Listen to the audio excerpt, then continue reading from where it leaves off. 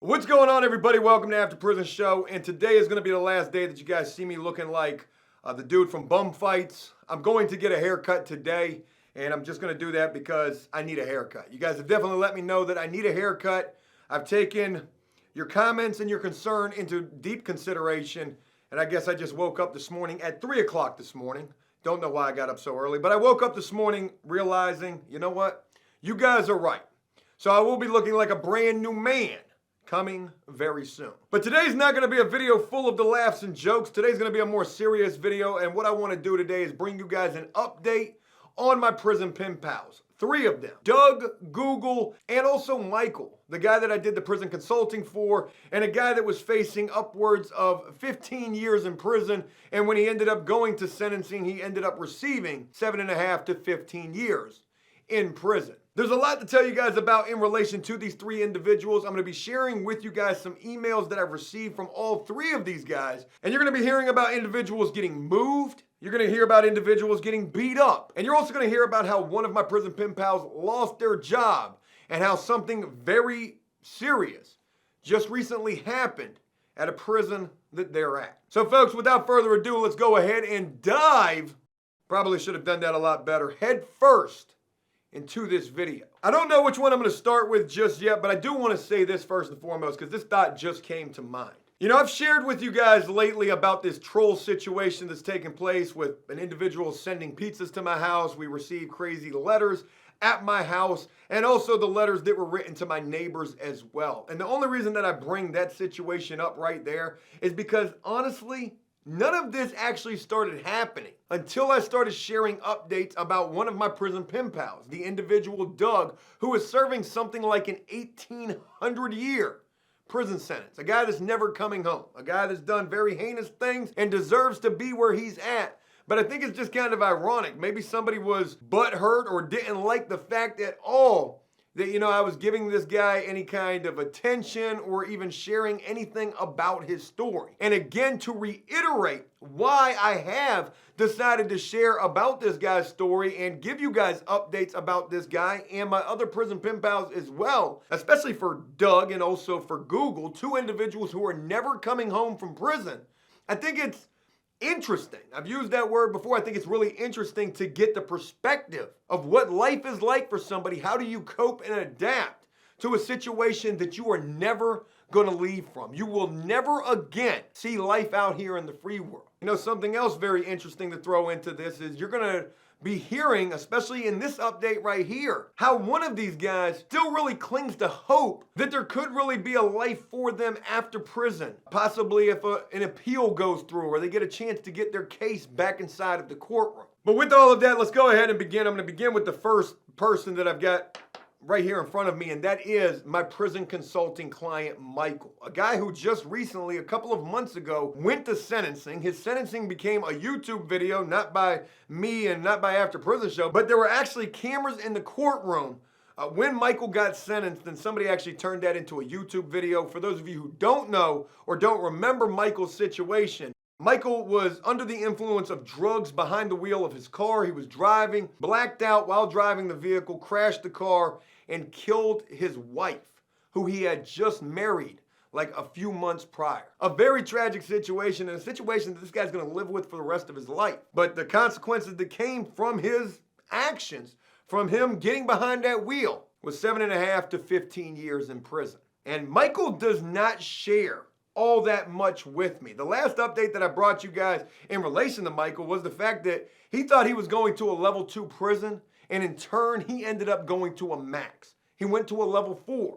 He's in the state of Michigan, and in the state of Michigan, I think they only have levels 1, 2, 4, maybe 5. I don't know why they don't have a level 3, but that's just the way that they do things there. This update that I want to bring you about Michael, it is very important, but again, like I say, he just doesn't really share all that much. It's just very short and to the point. And there's 2 emails that I want to share with you from Michael. The first one just says, "Hello, I got moved to a level 2. and no one bothers me, and my cellmate is cool. But living conditions are the biggest issue. You know, I can remember when I was doing the prison consulting work for Michael, I used to tell him, because one of his biggest concerns was that he was going to end up at a level 4. He didn't honestly know where he was going to end up, but he thought if he went to a level 4 that time was going to be really bad. And I would try to tell Michael, look, just because it's a level 4, age ain't nothing but a number. Just ask R. Kelly. Okay, that was in poor taste. I tried to crack a little joke right there. Probably was not good. But just because you end up at a level 4 prison doesn't mean that that's going to be, you know, worse than the level 2. The level 2 could most certainly be worse. You're going to have a lot more in-the-way type prisoners. A lot more prisoners running around those level 2s feeling like they can get away with a lot more disrespect and a lot more chaos and loudness. You know, you would imagine that a higher level prison, the respect level is going to be at an all-time high. That ripping and running and that rah-rah BS, it ain't going to be as bad, or at least I would imagine it wouldn't be as bad at a level 4. And Michael just recently got transferred from a level 4 to a level 2. I don't honestly know how that happened. I can imagine somebody went to bat for Michael, possibly a new lawyer, and if so, you know, that's really awesome to hear. This guy didn't have no criminal history prior to him catching this charge. He didn't belong at a level 4. But he says that the living conditions at this level 2 are the biggest issue. He says there's only 2 phones, 3 toilets, 4 sinks, 2 urinals, and 2 showers for 60 people. Can y'all imagine what that line's like on the phone? 60 people trying to use 2 phones. That's 30 people a phone. And only 3 toilets as well for 60 people. You know, I'm going to share a story with you guys real quick. And this was when I was at a level 1 facility. And at this level 1, there were only 4 toilets. And there was something like 80 people at this little road camp prison that I was at. There were 2 housing units, 40 people on this side, 40 people on that side. 2 toilets in this housing unit, 2 toilets in the other one. And I remember this one day I had to use the bathroom, something severe.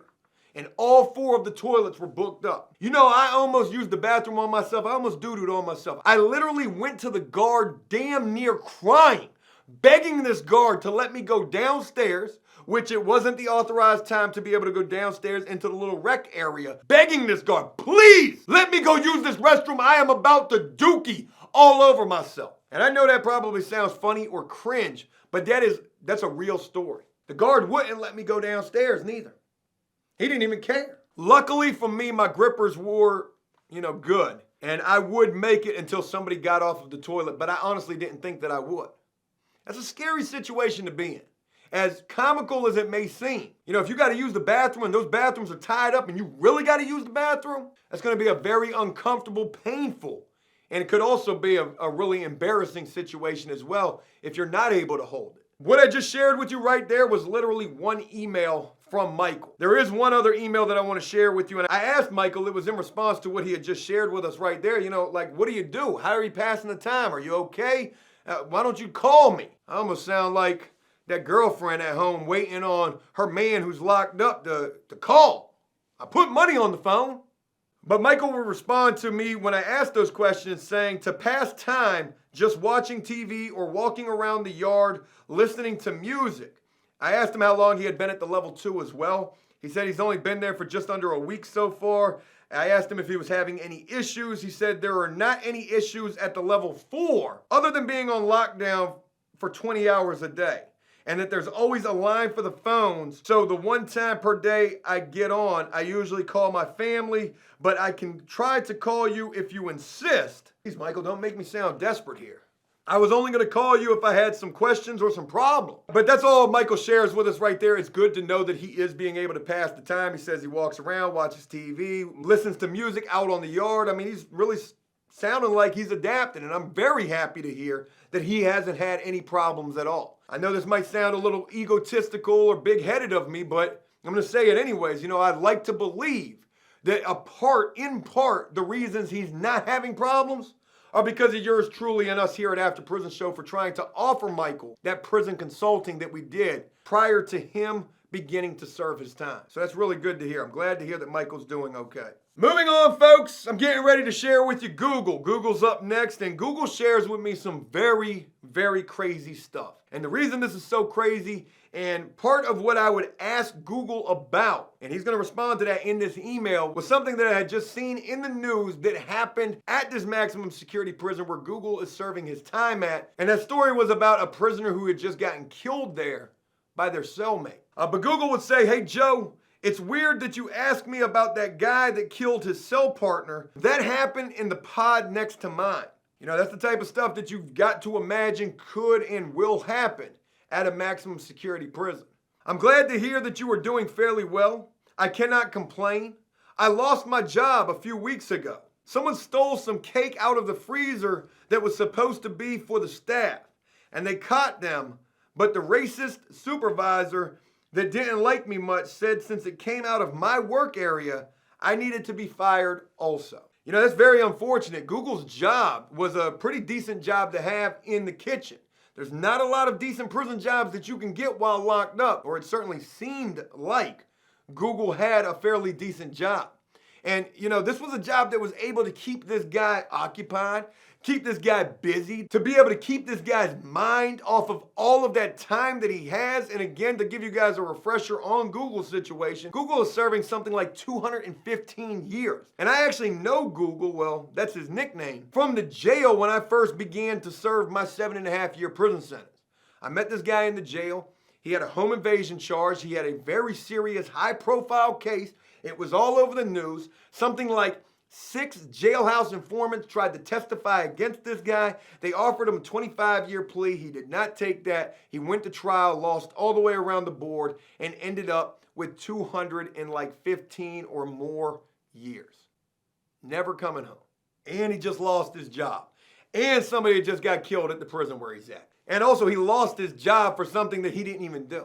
He says, I will eventually get another job. Plus, I had a bit of money saved up. Well, you know, that's good that he is being optimistic about this situation. But, you know, just like out here in the real world, in prison, when it comes to jobs, you know, your record follows you around, or your work history follows you around. If you got fired from your job because somebody stole something and you've somehow been wrapped up in that thievery, you know, that's going to follow you when you go try to apply for another job in prison. They're going to look at why you ain't working where you were working and see, damn, you got fired for stealing. Well, I'm not about to have you working on the maintenance crew or working in laundry. It could potentially be hard for Google to get another job because of this situation. I don't know if I told you, but I did get another pen pal from Italy. We have been writing back and forth a lot. She actually seems great. She writes nice long letters. It's funny because she asked me if I know Peaches, which I do know him. He gives me the girl's name who's writing to him, and he also says thank you because, you know, it's because of these videos that he got that pen pal. So that's really awesome to hear. And I didn't know that Google knew Peaches. He must have ran into Peaches somewhere along the line, because when I knew Peaches, Peaches was at a level 2. But that definitely doesn't mean that's where Peaches has been at the entirety of the time that they've done time. Can't say this with certainty, but I do think Peaches just got released from prison in August. I need to look this person up and see if that's correct. But if I can find Peaches out here in the free world, you best believe I'm going to do everything in my power to try to bring them on After Prison Show. Can you imagine that interview right there? Peaches, I want to just get your reaction to some of these reenactments that I've done about you. Did I nail it? Other than that, everything is all right. We have been on lockdown since that guy died. Today is the first day we're able to start coming out for a bit of rec. They didn't even give us showers for the last 4 days, so I'm looking forward to that. LOL. Yeah, when you're locked down in prison, showers are going to be hard to come by. Commissary is going to be non-existent. But it's just interesting to hear that, you know, Google can laugh about the fact that he at least gets to take a shower. Not having a shower for 4 days, you got to imagine them housing units stink. Cells stink. Them dudes stink. I won't take up much of your time. I know you said that you've been very busy. That's, you know, my excuse for when I write people back and I say, hey, look, I'm sorry I haven't gotten back to you immediately. Realistically, I have been very busy. I'm real happy to know that you got out and started doing really well for yourself. Do you still draw your comic strips, though? And again, back when I knew Google back in the jail, I think I had just started with my little comic strip endeavor that would lead to me doing the blog, Joe Writes Is Wrong, which is eventually going to be turned into a book, and then my painting work, and then the ideas for coming home and starting After Prison Show. But I don't draw the comics all that much anymore at all. Google also says that he's been in the governor's office for clemency for over 10 months now, and I don't believe that he's physically been in the governor's office. I believe like his case or a letter that he has written has been in there. So I'm hoping for good news on that end. Well, take care of yourself. Hope all is well with you. Google. Just think about that. If you're serving life in prison, the biggest hope that you could possibly have is that an appeal goes through. But if you've exhausted all avenues for appeals, then the last ditch effort that you got is writing to the governor asking for some sort of clemency, which it certainly appears that's where Google's at right now. Moving on now to Doug, the guy who's serving 1,800 years, and a guy who we've shared quite a bit of his story and updates about this guy here on After Prison Show. And Doug, I hadn't heard from him in quite some time, but I guess there would be a very good reason for that, as he would share with me in this email where he says, "Hey man, sorry it's been a minute. We have been on lockdown for a minute, and before that, I got to fighting and hit the back for a minute, but things are good now." Says he hit the back, and I guess that means he went to the hole. "I got jumped, but I guess that's just a part of it. Got a little scar under my eye, LOL." How could you laugh about something like that? Doug is, one thing that we've learned about Doug is definitely somewhat crazy. Well, it's just the truth. Doug's pretty crazy, but it's all good. "I am straight and I held my own against 7 dudes. All of that was over the phone." Talked about how big of a deal them phones are in prison and things that guys fight over in prison, and the phones most certainly are something that dudes could get to fighting for. How did you get jumped by 7 dudes over the phone? Could have got on the wrong phone. Could have got on a phone that's ran by a certain gang. But damn, you fought 7 dudes? That's crazy. I would have copped the plea, and that's just being honest with you. Hey, it's 7 of you, it's only 1 of me. I can't even beat 1 of you. You got it. Tell you what, I don't even need to use the phone no more. All of my commissary too, you want that? Well, you're going to have to jump me now. That is the issue in prison these days. Got to wreck to use the phones, meaning you got to fight just to be able to use the phone. Next time might be an up top trip for me for 3 to 4 years. Meaning that if he messes up again, he could end up going somewhere like Red Onion for 3 to 4 years. Absolute maximum security, solitary confinement, 23-hour-a-day lockdown. He says he got caught slipping this time. You live and learn, though. "I am going to get the paperwork and send you if you ever want to do the video visit stuff. I will leave that up to you." I actually definitely would like to be able to do the video visit, not only with Doug, but also with Google and Michael as well. "I'm doing okay, though. Chilling, taking it all one day at a time. If you could let people know I'm off of lockdown now so I can start getting caught back up with the emails. I got a couple I have not heard from in a minute, but it's all good. I know people move on. I got a few good people who write me on the regular. I need to tighten up on my writing for real. If you're getting letters sent to you, emails or whatever while you're in prison, you better be doing some responding. Because people ain't going to be waiting around forever for you to respond before they could potentially move on." But Doug knows that. "I am just not trying to wear my welcome out, if you know what I mean. Plus, my life sucks for real. I've been doing this for 17 years now. It's just another day. I do better at listening to others than talking, I think, these days. I guess that is not a bad thing. At least I hope not. I got to work on some stuff for real. I think for a while I have been stuck in one spot in life, if that makes sense at all. I got to try to figure out what is my next step for real. That is the hard part because I'm stuck where I am for another 3 years minimum." So I guess what he's talking about right here is potentially trying to work his level down. He's at a maximum security right now, a level 4 or 5. Maybe he could get down to a level 3, 4. That's something to be hopeful for, especially when you're in a situation serving the amount of time that he is. But what can you do about it? "I have gotten a lot of encouragement from people from your show. That makes me want to be a better person than I have been for so long. I just need to figure out how to make that change." It's crazy to hear this guy say this and to think about, some people do not know how to change. And in the situation he's in, why would you even really want to change? You may possibly have to be the worst type of person just to be able to survive what the rest of his life is probably going to be like. "I admit I am at a loss in the thought pattern. Any advice you could give me, man? How is your new work ventures coming along? I hope good and not as stressful as you have been." Well, judging by my hair, we can all tell and probably agree that anything that I'm doing these days is stressing me out. Well, I will close this for now. Just wanted you to know what was up. I got to draw a few pics for some people, and I will shoot you some more pics as well. Till next time, much respect, Doug. You know, shout out to Doug. I'm very sorry to hear that this dude got jumped and that, you know, he's been dealing with the stuff that he's been dealing with. But you know what? He seems to be handling it. He also sent me another email just recently, and I haven't really had the opportunity to respond to Doug. And I think he's going to actually mention that in this final email where he says, hey, dude, what's good with you? I have not heard back from you, so I wanted to see what's been going on. Things are slow here. I'm just hanging out. We are back on lockdown because some bloods jumped this old dude and put him in the hospital, so no telling how long we will be on lock. I know you're busy and all. I hope your queen is doing good. What have you guys been doing with the new business stuff? Anyways, I wanted to ask you if you could shoot me a few dollars to help me out if you could. If not, it's cool. I need to get some stuff together like new shoes and some art supplies. My stuff is all messed up. If you could help me out, I would appreciate it. No worries if you can't.